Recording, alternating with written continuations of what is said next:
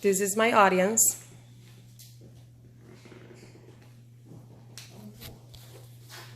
As Casson states, the energy choice made today will have major repercussions on Nebraska. Well, with this phrase, I would like to start my topic, solar energy and its benefits. The energy emitted by the sun on a daily basis represents only a minimum percentage of the energy that man uses in the whole year. This type of energy is free and does not harm the environment. On the other hand, natural resources create pollution and harm the ecosystem where they are extracted from. I would like us to reflect on why we should go solar over fossil fuels energy. So, to begin, let's start about the benefits on the environment of the use of solar energy. Gridland in 2015 said solar energy is renewable and can be used over and over again. In contrast, fossil fuels are not renewables, and while it might seem in abundance today, there will be a time when we run out of it. At that time, the damage will be irreplaceable. Also, by going solar, we're reducing the greenhouse effects. EcoMark in 2017 said that the long-term use of fossil fuels like gas, coal, and oil are breaking a havoc on the environment. The burning of these fuels emits massive amounts of carbon dioxide into the air, and that causes that the layer of greenhouse gases thickness and the heat gets trapped inside the atmosphere, causing temperatures to rise and global warming. But another use for solar energy, is the benefits that man can have by reducing the use of fossil fuels. EcoMark in 2017 said that burning these fossil fuels can cause pollutants that can cause severe respiratory problems, including asthma, bronchitis, pulmonary inflammation, and chronic respiratory disease, as well as cardiovascular issues such as heart attack and stroke. In the same publication, EcoMark refers to the water contamination and said that coal produces large amounts of mercury emissions that goes into the air and eventually into groundwater. This goes into nearby streams like lakes and ocean. This affecting the fish in the water.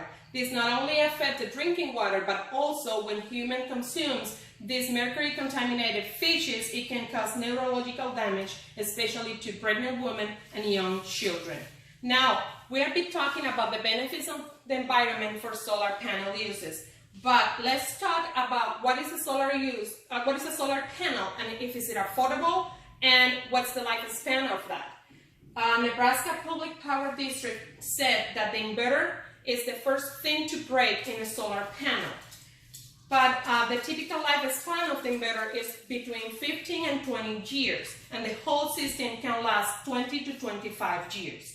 Also, the solar panels can be used during winter season, and Nebraska Public Power District said that the silicon on the solar system generates more electricity when the temperature is lower. However, because of the shorter hours of daylight, during winter, the solar panel generates less energy than in summer.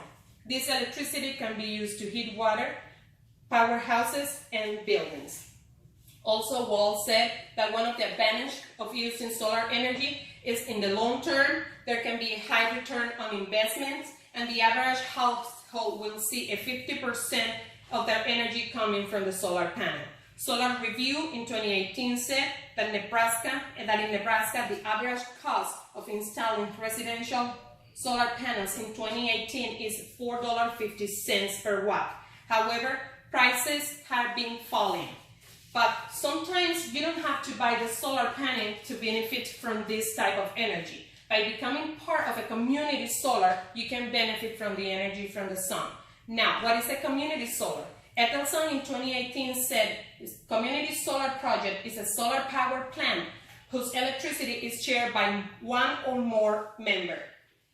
There are two ways of becoming part of a solar community. One is ownership, where a participant owns a number of solar panels by purchasing, which can be paying upfront or financing, and the other one is subscription. A third-party utility company builds its own solar project and offers services to the members around it. Now, in 2017, Young said that community solar subscribers save money on their electricity bills, usually receiving a 5 to 15% discount. In 2016, Keeler said that community solar can be a premium product where customers initially pay 1 to 3 cents more than they usually does, or it can be an immediate saving product where the customer starts saving money right away because the utility bill credit is more than the cost of community solar. You might be thinking what good all this brings to Nebraska. Well, Kasson said Nebraska is one of 2 states using more coal today than it did a decade ago. The proximity to Wyoming, the nation's biggest coal-producing state, makes coal cheaper. But this proximity to Wyoming is not only a challenge to solar projects encountered in Nebraska. Hamill in 2016 said that a challenge to solar project in Nebraska is that Nebraska is a public power state, and federal green tax credits are only allowed to those states that have private power utilities, and because they pay taxes, and because Nebraska doesn't have these private power utilities, we do not pay taxes. And one thing that we need to be aware of is that the natural resources are starting to disappear, and the prices are going to start rising. Kasson said that the coal is expected to experience the most uncertainty in prices in 2020, and because Nebraska is so dependable in coal for its energy, the cost moves direct in correlation with the price of the coal, making energy prices very unpredictable.